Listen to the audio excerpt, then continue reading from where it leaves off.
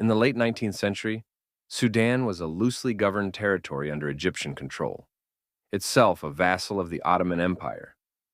This control was propped up by British imperial interests, and the region was rife with social and economic discontent due to heavy taxation, corruption, and the brutal suppression of local autonomy. Muhammad Ahmad, a charismatic Sufi preacher from a remote part of Sudan, began preaching a message of religious and moral reform. He condemned the corruption of the Ottoman Egyptian rulers and called for a return to a purer form of Islam. His message resonated with a population weary of oppression and economic hardship. Initially, his movement was dismissed as a fringe sect, but Ahmad's claim to be the Mahdi, a messianic figure prophesied to bring justice, galvanized followers.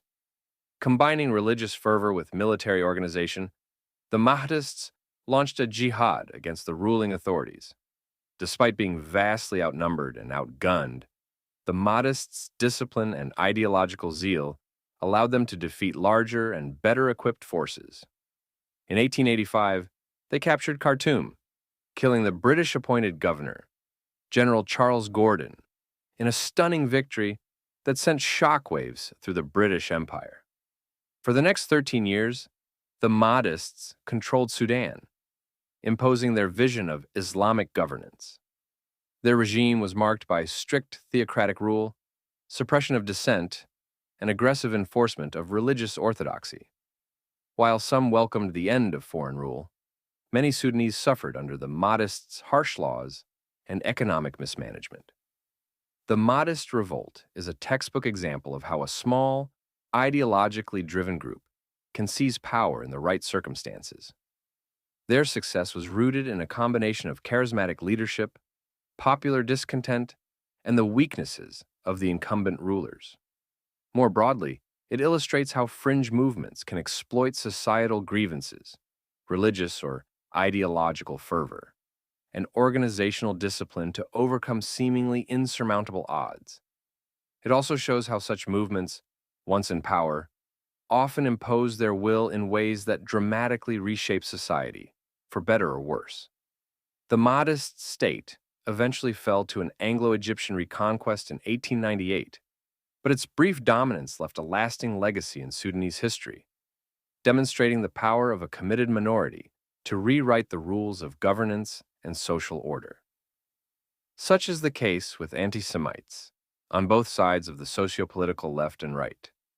They are fringe groups, while the comforting narrative of history often assures us that most people are, at their core, reasonable.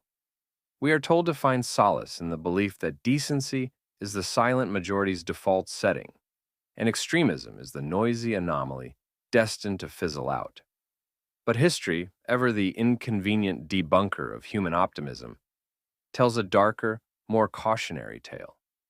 Fringe movements, even when composed of a minority, can reshape societies, reframe political landscapes, and wreak havoc far beyond their numbers.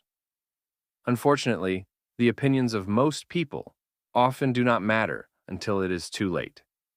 From the French Revolution's Jacobins to the Bolsheviks of Russia, and from 20th century fascist movements to extremist factions in contemporary democracies, history teems with examples of small groups punching far above their weight. These movements often began as marginal or laughable, yet they wielded outsized influence through discipline, an unrelenting sense of mission, and the apathy or acquiescence of the majority. Take the Nazis. It bears repeating painfully and persistently that the Nazi Party did not win a majority of votes in Germany's 1933 elections. They ascended through a mix of political maneuvering, opportunistic alliances, and a society either too divided, too fearful, or too indifferent to stop them. The bulk of Germans were not rabid antisemites, nor did most dream of racial hierarchies or genocidal wars. Yet antisemitism, central to Nazi ideology, became state policy, and the silent majority enabled it through its silence. The Bolsheviks were similarly an unrepresentative minority at the time of the Russian Revolution. Lenin's faction of the Russian Social Democratic Party did not command widespread support. They simply outorganized their rivals and exploited societal chaos. Before long, they turned their ideological zeal into a machinery of control that coerced, terrorized, and starved millions. History's minority movements have always been buoyed by a familiar dynamic, the inertia of the mainstream. While the fringes agitate and organize, the majority procrastinates, rationalizes, and, when push comes to shove, compromises, not because they do not care, but because they are too busy to think twice about most things. Due to socioeconomic issues such as inflation, most Westerners are endlessly busy with the struggle for day-to-day economic sustenance. They are also too busy to learn history, especially a history that is not exactly theirs. They might know about or have heard about the Holocaust, but does the average Westerner understand all the geopolitical and socioeconomic nuances that led the Nazis to slaughter 6 million Jews in 6 years? Probably not. And it does not matter how many movies we make or museums we build about the Holocaust. Nor is this a condemnation of the so-called silent majority. It is simply an observation of human nature. Most people in most societies prefer the path of least resistance. They trust that the status quo will hold because it always has, or so it seems. They might shake their heads at troubling headlines or mutter a disapproving tisk tisk at unsettling news, but they assume someone else, a politician, an activist, a journalist, a neighbor, will handle it. It is not that they do not care, it is that their attention is elsewhere, on careers, children, debt, caring for someone sick or elderly. The machinery of daily life grinds relentlessly on, leaving little time to ponder the warning signs flashing on the edges of society. But history is merciless to those who fail to heed its lessons. And history, inconvenient as it is, shows us time and again that the fringes thrive not in a vacuum, but in the blind spots of the majority. It is in those overlooked spaces that small, determined minorities plant their seeds of influence. The majority, distracted and overwhelmed, often fails to notice until those seeds have grown into invasive weeds, choking the very roots of society. This dynamic is all the more magnified when the majority does not feel personally implicated by the threat at hand. Why learn about the long shadow of antisemitism if you are not Jewish? Why study the mechanics of othering when it is not your group being othered? The majority assumes these battles belong to someone else, comfortably confident that the tides of extremism will not reach their shores. After all, they are not anti-Semites. So, what does it have to do with them? Yet, this is precisely the point. The success of fringe ideologies rarely depends on converting the masses to their cause. It depends on the apathy of the uninvolved and the inertia of the indifferent. It is not about whether most people are anti-Semites. It is about whether most people care enough to act when anti-Semitism begins to slink back into the mainstream, wearing new disguises and speaking in dog whistles rather than bullhorns. History's great tragedies, pogroms, genocides, inquisitions, and more, were not powered by universal hatred. They were powered by a minority of zealots, unopposed by a majority too preoccupied to question, resist, or intervene. The Jacobins did not need all of France to embrace the guillotine. They only needed most of France to keep its head down, pun tragically intended. The same goes for the Nazis, who built their empire of horror on a foundation of fear, propaganda, and the resigned compliance of millions who told themselves that it was not their fight. So, yes, most people are not anti-Semites, but that is not the point. The point is that most people, left unchecked, will also not stand in the way of anti-Semites. And therein lies the danger.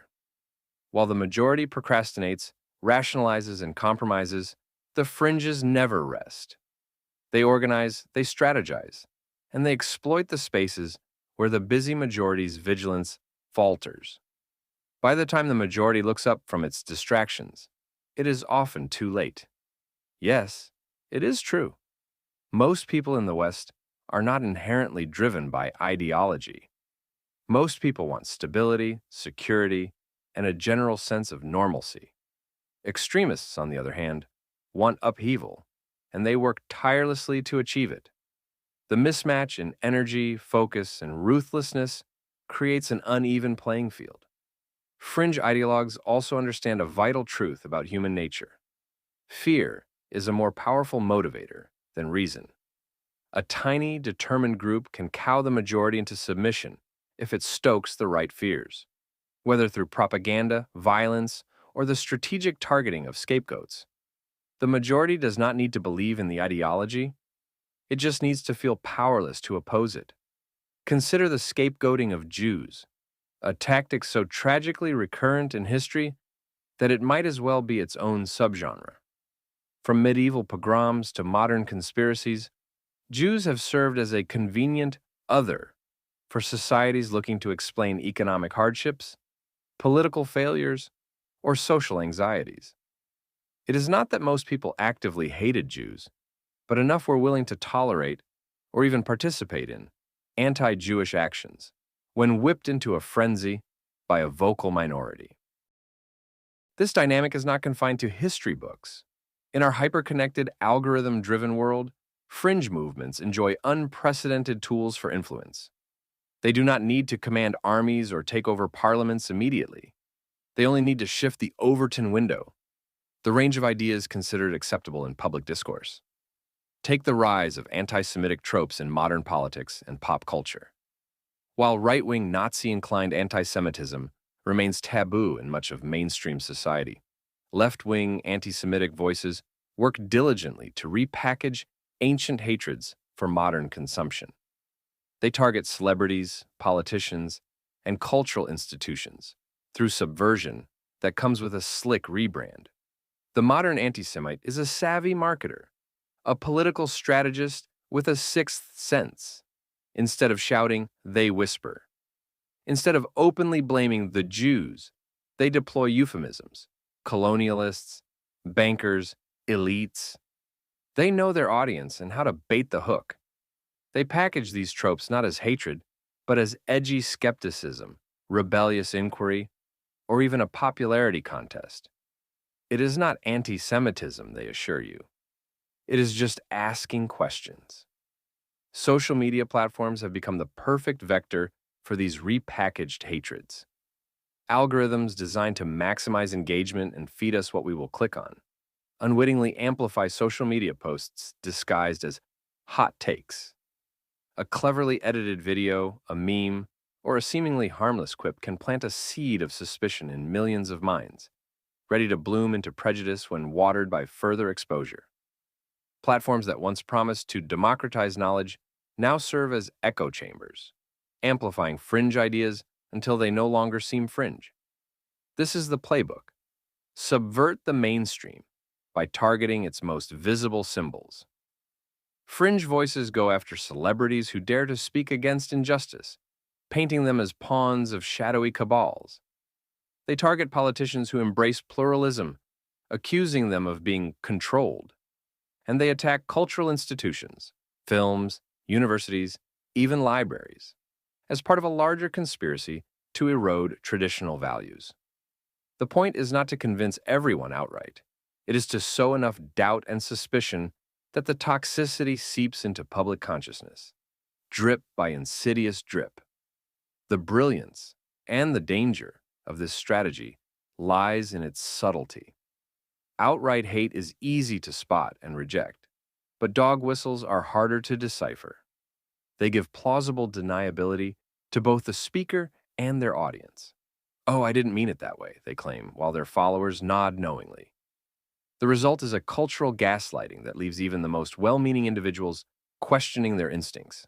Was that anti-Semitic, or am I overreacting? This subversion is not just a fringe activity. It is a deliberate attempt to normalize the unthinkable by embedding it in the everyday. It is why the fight against anti-Semitism and all forms of hatred requires constant vigilance. Once these tropes infiltrate the mainstream, they are far harder to extract. And while the majority may not actively support such views or buy into these narratives, their failure to notice or challenge them gives these ideas the breathing room they need to grow, creating an environment where antisemitism no longer shocks, but merely exists. The point, then, is not to comfort ourselves with the knowledge that most people are not antisemites, fascists, or extremists. It is to recognize that the moral compass of society is not set by the majority, but by those who act. Silence, indifference, and inaction are the real handmaidens of fringe dominance. This is where we must resist the complacency of numbers. It is not enough to avoid anti-Semitism ourselves or to dismiss extremists as irrelevant because they are few. It is incumbent upon us to confront, counter, and dismantle their influence at every turn, to call out the dog whistles, to educate the apathetic, to refuse to yield the public square. Most people being decent is only meaningful if that decency translates into action. After all, it was not most people who changed the world for the worse. It was the few who were willing to fight in accordance with their worst instincts. Our task is to ensure that the decent majority does not remain silent, lest it allow history to repeat itself.